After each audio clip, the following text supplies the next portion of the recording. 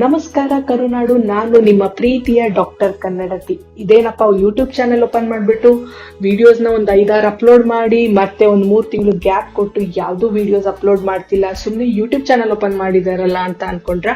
ಇಲ್ಲ, ಹಂಗೇನಿಲ್ಲ. ಇನ್ಮೇಲಿಂದ ಹೊಸ ಕಂಟೆಂಟ್ ಮುಖಾಂತರ, ಹೊಸ ವಿಷಯಗಳ ಮುಖಾಂತರ ನಿಮ್ಗಳಿಗೆ ರೆಗ್ಯುಲರ್ ಆಗಿ ನಾನು ಅಪ್ಡೇಟ್ ಆಗಿ ಸಿಗ್ತೀನಿ. ಮತ್ತೆ ನಾನಿವತ್ತು ಹೇಳಕೊಟ್ಟಿರೋ ಹೊಸ ಕಂಟೆಂಟ್ ಬಂದ್ಬಿಟ್ಟು, ನೀವೇನಾದ್ರೂ ನಿಮ್ಮ ಫ್ಯಾಮಿಲಿ ಅಥವಾ ಫ್ರೆಂಡ್ಸ್ ಗಳ ಜೊತೆ ಫ್ಯಾಮಿಲಿ ಟೈಮ್ ಅಥವಾ ಒಂದು ಪ್ರೈವೇಟ್ ಟೈಮ್ ಅಥವಾ ಒಂದು ಖುಷಿಯಾದ ಟೈಮ್ ನ ಸ್ಪೆಂಡ್ ಮಾಡಬೇಕು, ಅದು ಬಜೆಟ್ ಫ್ರೆಂಡ್ಲಿ ಆಗಿರ್ಬೇಕು ಅಂತ ಇದ್ರೆ ಈ ಜಾಗಕ್ಕೆ ನೀವೆಲ್ಲ ಹೋಗೋಣ ಬನ್ನಿ.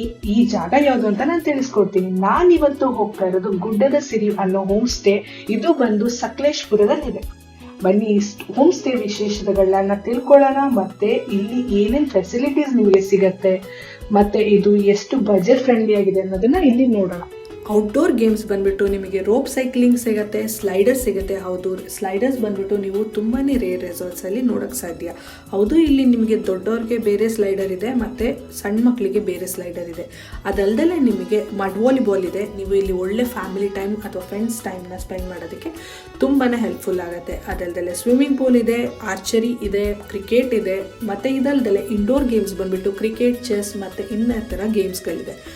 ಇದಲ್ದಲ್ಲೇ ರಾತ್ರಿ ಆಯಿತು ಅಂದರೆ ನಿಮಗೆ ಒಳ್ಳೆ ಫೈರ್ ಕ್ಯಾಂಪ್ ಜೊತೆ DJ ಪಾರ್ಟಿ ಮತ್ತು ನೇಚರ್ ಮಧ್ಯೆ ಕಳೆದೋಗೋ ಥರ ಒಳ್ಳೆ ಎಂಜಾಯ್ಮೆಂಟ್ ಸಿಗುತ್ತೆ, ಪೀಸ್ಫುಲ್ ಎನ್ವಿರಾನ್ಮೆಂಟ್ ಸಿಗುತ್ತೆ.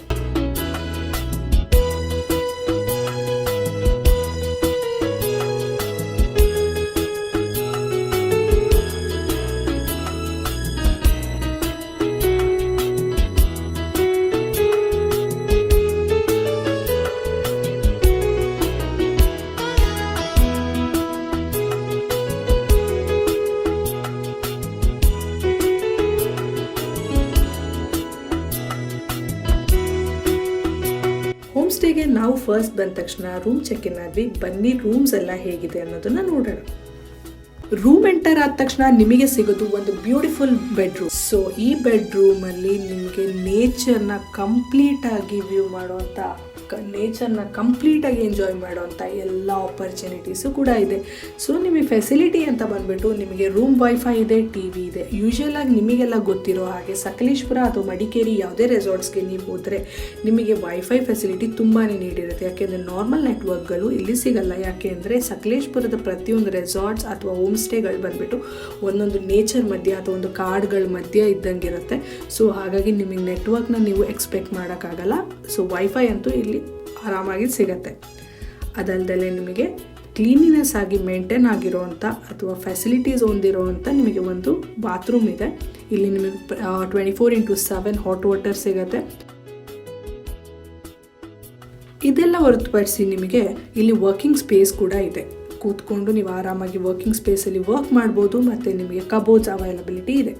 ನಾನು ನನ್ನ ಫ್ರೆಂಡ್ಸು 1:30ಗೆ ರೂಮ್ ಚೆಕ್ ಇನ್ ಆಗಿ ಅದೆಲ್ಲ ಆದಮೇಲೆ ಲಂಚ್ ಕಡೆಗೆ ಅಂತ ಹೊರಟ್ವಿ. ಲಂಚಿಗೆ ನಿಮಗೆ ವೈಡ್ ರೇಂಜ್ ಆಫ್ ವೆಜ್ ಮತ್ತು ನಾನ್ ವೆಜ್ ಬುಫೆಟ್ ಇರುತ್ತೆ. ಬನ್ನಿ, ಏನೇನು ವೆರೈಟೀಸ್ ಇಲ್ಲಿತ್ತು ಅಂತ ನೋಡೋಣ. ಇಲ್ಲಿ ನಿಮಗೆ ಮೇಯ್ನಾಗಿ ಮಡಿಕೇರಿ ಅಥವಾ ಈ ಕಡೆ ಮಲಸೀಮೆ ಸೈಡಲ್ಲಿ ಮಾಡೋಂಥ ರೊಟ್ಟಿ ಮತ್ತು ಇಲ್ಲಿ ವೆರೈಟೀಸ್ ಆಫ್ ಫುಡ್, ಇಲ್ಲಿ ಅಥೆಂಟಿಕ್ ಫುಡ್ನ ಟೇಸ್ಟ್ ಮಾಡಬೇಕಂದ್ರೆ ಈ ಹೋಮ್ ಸ್ಟೇಗೆ ನೀವು ಬರಬೇಕಾಗತ್ತೆ.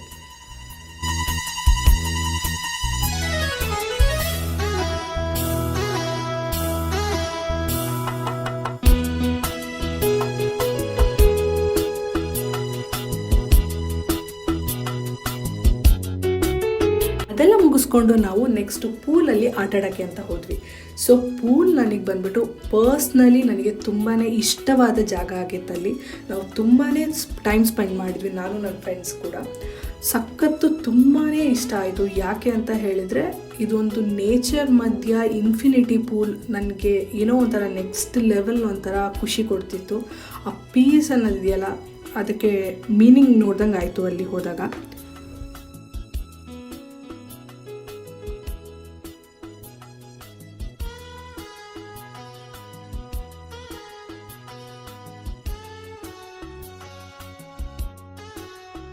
ಸ್ವಿಮ್ಮಿಂಗ್ ಪೂಲಲ್ಲಿ ಆಟ ಎಲ್ಲ ಮುಗಿಸ್ಕೊಂಡು ನಾನು ನನ್ನ ಫ್ರೆಂಡ್ಸ್ ನೆಕ್ಸ್ಟ್ ಹೋಗಿದ್ದು ರೋಪ್ ಸೈಕ್ಲಿಂಗ್ ಮತ್ತು ಜಿಪ್ ಲೈನ್.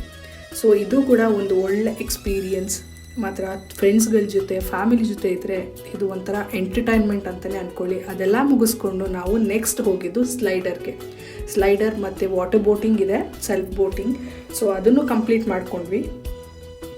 ಇದೆಲ್ಲ ಆದಮೇಲೆ ನಾವು ಮಡ್ ವಾಲಿಬಾಲ್ ಆಟ ಆಡಿದ್ವಿ. ಆಲ್ಮೋಸ್ಟ್ 1 hour ಮಡ್ ವಾಲಿಬಾಲ್ ಆಟ ಆಡಿ ಆ ಮಳೆ ಅಂತೂ ನಮಗೆ ಸರಿ ಬರ್ತಿತ್ತು. ನಾವು ಹೋಗಿದ್ದ ದಿನ ಅದು ನಮ್ಮ ಲಕ್ಕೋ ಏನೋ ಗೊತ್ತಿಲ್ಲ, ಕಂಪ್ಲೀಟ್ ನಾವು ಮಳೆಯಲ್ಲೇ ಸ್ಪೆಂಡ್ ಮಾಡಿಬಿಟ್ಟಿದ್ದೀವಿ. ಕಂಪ್ಲೀಟ್ ಮಳೆ ಇತ್ತು, ಬಟ್ ಇದೊಂಥರ ಮಜಾ ಇತ್ತು. ಏನೋ ಒಂಥರ ಸ್ವರ್ಗದಲ್ಲಿದ್ದೀವಿ ಅನ್ನೋ ಫೀಲ್ ಇತ್ತು. ಯಾಕೆ ಅಂದರೆ ಸುತ್ತ ಯಾವ ಕಡೆ ನೋಡಿದರೂ ಒಂದು ಸುತ್ತಮುತ್ತ ಒಂದೊಂದು ಗ್ಯಾಪ್ ಕೂಡ ಇಲ್ಲ, ಕಂಪ್ಲೀಟಾಗಿ ಮರಗಳಿಂದ ತುಂಬಿತ್ತು. ಸೊ ಸಕ್ಕತ್ತಾಗಿತ್ತು ಅಂತಲೇ ಹೇಳ್ಬೋದು. ಅವತ್ತು ನಾವು ಒಂಥರ ಮೆಮೊರಿ ಟು ಬಿ ಟ್ರೆಷರ್ಡ್ ಅಂತ ಹೇಳ್ತಾರಲ್ಲ, ಆ ಥರ ಇತ್ತು ಅವತ್ತಿನ ದಿನ. ಇದೆಲ್ಲ ಮುಗಿಸ್ಕೊಂಡು ನಾವು ರೂಮ್ಗೆ ಹೋಗಿ ಸ್ವಲ್ಪ ಅವತ್ತು ರೆಸ್ಟ್ ಮಾಡಿ, ನಾನು ನನ್ನ ಫ್ರೆಂಡ್ಸ್ ಎಲ್ಲ ಮಾತಾಡ್ಕೊಂಡ್ವಿ. ನಾವು ಬಂದಿರೋದು ಟೈಮ್ ವೇಸ್ಟ್ ಮಾಡಿಕೊಂಡು ಅಥವಾ ರೆಸ್ಟ್ ಮಾಡೋಕ್ಕಲ್ಲ.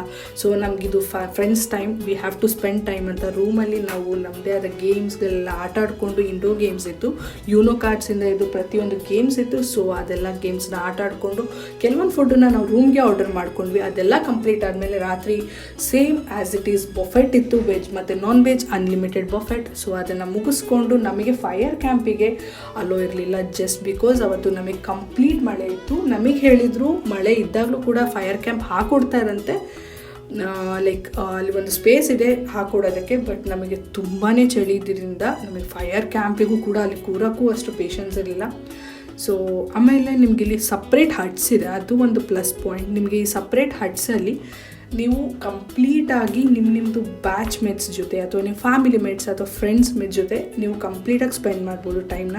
ನೀವು ಪರ್ಟಿಕ್ಯುಲರಾಗಿ ಔಟ್ಸೈಡ್ ಒಂದೇ ಕಡೆ ಎಲ್ಲ ಕೂತ್ಕೋಬೇಕು ಅನ್ನೋದೇನಿಲ್ಲ. ನಿಮಗೆ ಬೇಕಾಗಿದ್ದು ನೀವು ಹಟ್ ಯಾವುದಿರುತ್ತೆ ಅಲ್ಲಿಗೆ ನೀವು ಹೋಗಿ ಚೂಸ್ ಮಾಡಿಕೊಂಡು ನಿಮಗೆ ಎಲ್ಲಿ ಅವೈಲಬಿಲಿಟಿ ಇರುತ್ತೆ ಅಲ್ಲಿ ಕೂತ್ಕೊಂಡು ಟೈಮ್ ಸ್ಪೆಂಡ್ ಮಾಡ್ಬೋದು. ಓಲ್ಡ್ ರೆಸಾರ್ಟ್ನ ನೀವು ರೆಸಾರ್ಟ್ ಅನ್ನಂಗೆ ಆಗ್ತಿದೆ ನನಗೆ.